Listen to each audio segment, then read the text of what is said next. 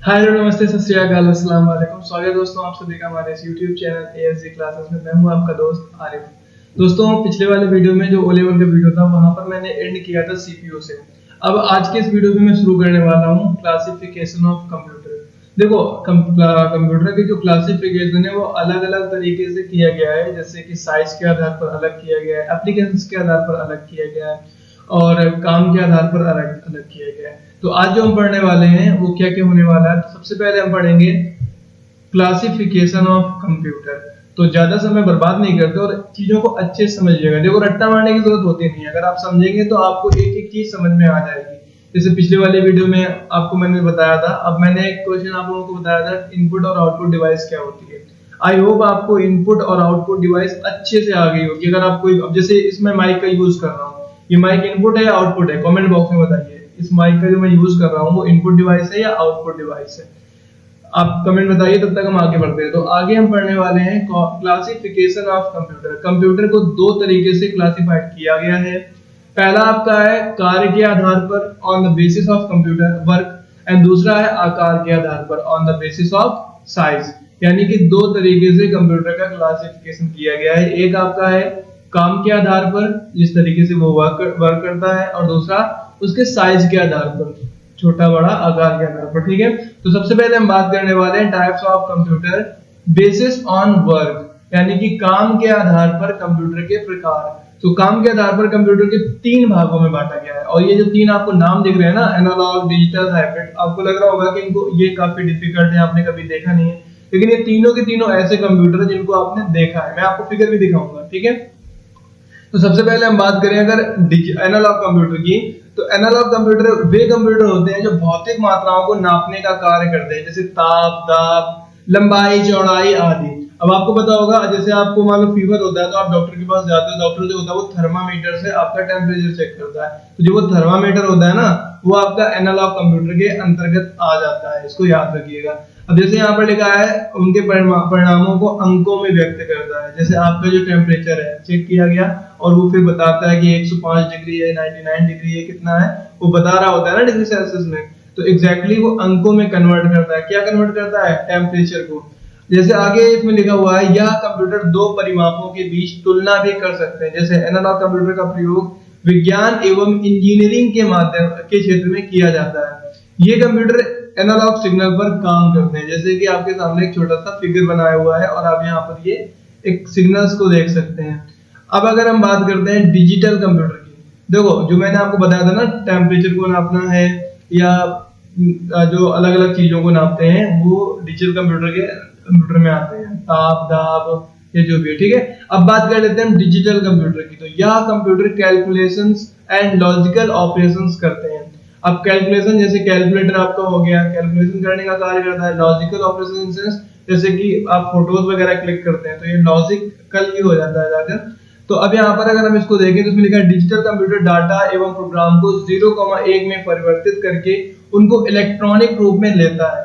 यह computer digital signal पर काम करते हैं। अधिकांशतः कंप्यूटर डिजिटल कंप्यूटर में ही होते हैं।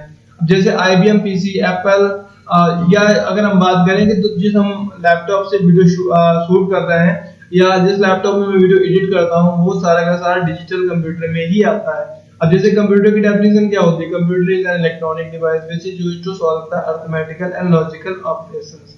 तो एग्जैक्टली ये जो 110% इसकी जो थ्योरी फिट बैठती है वो डिजिटल कंप्यूटर पे बैठती है, क्योंकि वो सारे कार्य करता है। अब एग्जांपल में आपके सामने IBM PC, एप्पल, ये आपको दिए गए हैं। ठीक है, ओके, अब इसका एक फिगर आपके सामने दिखाया गया है, मैं आपको दिखाता हूँ। ये एक फिगर आपको दिखाया गया है, इसमें आप देख सकते हैं डेस्कटॉप कंप्यूटर बना हुआ है और ये जो है वो बिट में दिखाया गया है। ठीक है, अब बात करते हैं हम हाइब्रिड कंप्यूटर की। तो हाइब्रिड कंप्यूटर जो होते हैं, ये वो कंप्यूटर होते हैं जो एनालॉग एवं डिजिटल दोनों का कार्य करते हैं। हाइब्रिड कंप्यूटर कहलाते हैं। जैसे कि पेट्रोल पंप या पेट्रोल आदि को नापता है और उसके मूल्य की गणना भी करता है। दोनों काम कर रहा है ना, पेट्रोल को माप भी रहा है, नाप भी रहा है कि कितना है, और उसके साथ साथ ये भी बता रहा है कि कितने रुपए का हो गया। तो ये दोनों ही कार्य कर रहा है, इसलिए इसको हाइब्रिड कंप्यूटर कहते हैं। ये आपके सामने एक फिगर बना हुआ है, आप इसको देख सकते हैं। अब हम बात करते हैं types of computer based on size.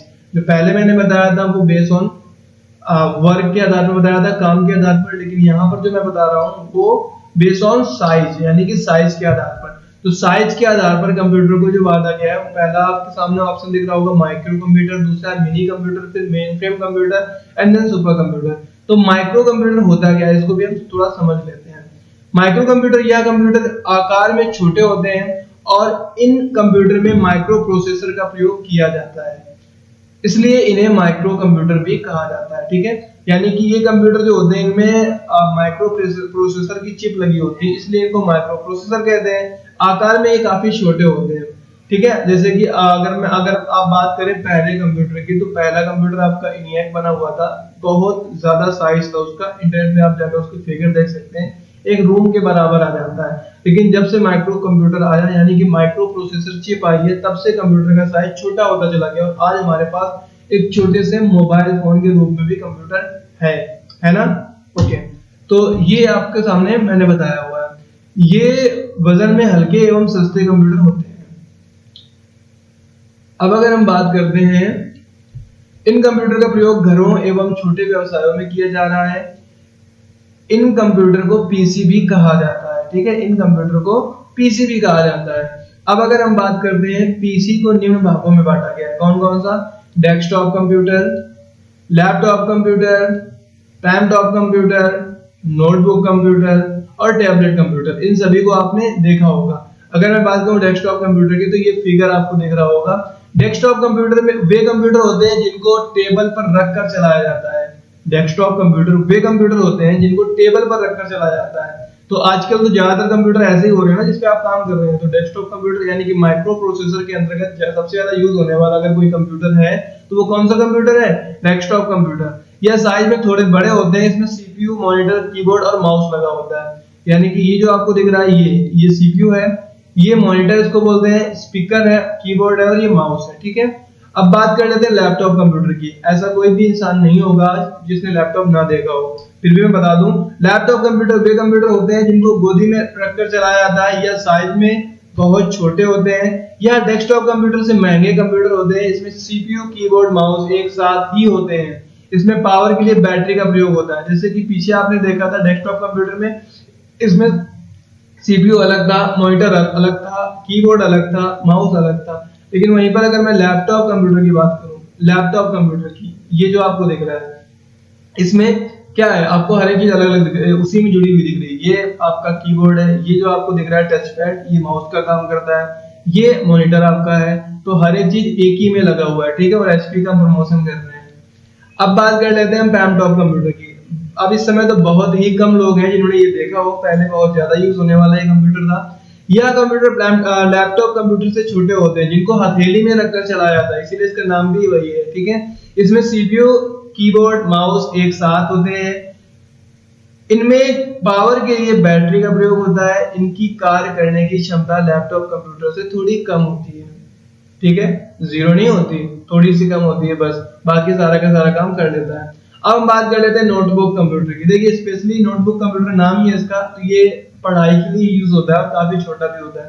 तो इसमें लिखा हुआ है नोटबुक कंप्यूटर लैपटॉप कंप्यूटर के समान ही होते हैं, जिनको गोदी में रखकर चलाया जाता है। देखिए, जैसा लैपटॉप होता है exactly same to same notebook भी होता है, जिनको गोदी में रखकर चलाया जाता है। लेकिन अगर मैं बात करूं नोटपैड और लैपटॉप में, तो कंपैरिजन अगर करेंगे तो नोटबुक जो होता है वो सिर्फ और सिर्फ स्टडी के लिए यूज होता है, बट लैपटॉप में आप सारे के सारे वर्क भी कर सकते हैं।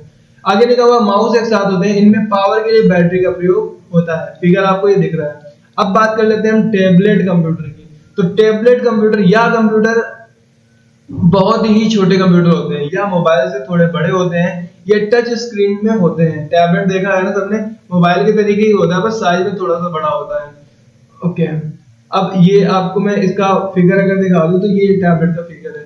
अब बात कर लेते हैं हम नेक्स्ट पार्ट की, मिनी कंप्यूटर की। तो अभी तक जो मैंने बताया वो सारे के सारे माइक्रो कंप्यूटर के हिस्से थे। अब मैं मिनी कंप्यूटर की बात करता हूँ। तो मिनी कंप्यूटर या वह कंप्यूटर होते हैं, देखिए इसको जरूरी है कि आपको तैयार करना, क्योंकि जो मैंने पहला पेपर डाउनलोड किया है ओ लेवल का, उसमें ज्यादातर क्वेश्चन इन्हीं से आए हुए हैं, इसलिए मैं इनमें ज्यादा फोकस कर रहा हूँ। थोड़ा सा बोरिंग होता है, लेकिन ओ लेवल अगर आपको क्रॉस करना है तो डेफिनेटली आपको इसको तैयार करना ही पड़ेगा, अदरवाइज आप ओ लेवल का पहला समय जो पहला पेपर ही होता है उसी में फेल हो जाएंगे। ठीक है, क्योंकि जिन चीजों को आप हल्के में लेते हैं अक्सर नुकसान आपको वही करती है, इस चीज को याद हमेशा रखिएगा। ओके, तो मिनी कंप्यूटर क्या होता है? यह वो कंप्यूटर होते हैं जो कंपनियों एवं सरकारी ऑफिस में सर्वर कंप्यूटर के लिए प्रयोग किए जाते हैं। इनकी कार्य क्षमता माइक्रो कंप्यूटर से अधिक होती है। इस कंप्यूटर पर एक साथ कई यूजर लॉगिन कर सकते हैं। इनकी मेमोरी क्षमता बहुत अधिक होती है। इनका हार्डवेयर सामान्य कंप्यूटर से थोड़ा बड़ा होता है। यह कंप्यूटर, अगर मैं बात करूं, यह कंप्यूटर घरों में प्रयोग होने वाले कंप्यूटर नहीं होते हैं या महंगे कंप्यूटर होते हैं। इस कंप्यूटर का प्रयोग कंपनी के डेटाबेस में को रखने के लिए एवं कंपनी के अन्य महत्वपूर्ण कार्यों को करने के लिए किया जाता है। PDF-8 फर्स्ट मिनी कंप्यूटर है। इसका विकास 1965 में किया गया था, इसको याद रखिएगा। तो पहला मिनी कंप्यूटर कौन सा है? PDP-8 जो है वो पहला मिनी कंप्यूटर है और ये कब बना था? 1965 में। इसका आकार फ्रिज के बराबर था। इसकी कीमत $18,000 थी। $18,000। इसको 90 गुना कर दीजिए, क्योंकि हिंदुस्तान का इस समय जो रुपया है वो काफी कमजोर हो गया है। तो सीधात पद से आप करेंगे तो आपको समझ में आ जाएगा कितनी हाई फाई कीमत है, जिसे DEC कंपनी ने बनाया था। DEC का पूरा नाम डिजिटल इक्विपमेंट कारपोरेशन है। तो विश्व का पहला मिनी कंप्यूटर जो था वो PDP-8 था, ठीक है, जो कि 1965 में बना था और इसको बनाने में कुल लागत जो आई थी वो $18,000 थी। अगर मैं आपको दिखाऊं तो ये आपका मिनी कंप्यूटर है। ये आपको जो फिगर दिख रहा है इसको मिनी कंप्यूटर कहते हैं। अब बात कर लेते हैं मेन फ्रेम कंप्यूटर की।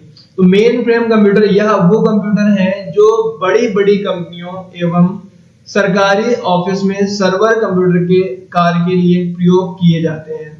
इस कंप्यूटर पर एक साथ कई यूजर लॉगिन कर सकते हैं। मतलब जैसे कि मिनी कंप्यूटर में था वैसे ही इसमें भी है, लेकिन ये बड़ी बड़ी कंपनियों में यूज होता है और वो छोटी कंपनियों में यूज होने वाला था। बट कंपनियों में वो भी यूज होने वाला था, ये भी कंपनी में यूज होने वाला है। एक साथ यूजर लॉगिन कर सकते हैं कई सारे।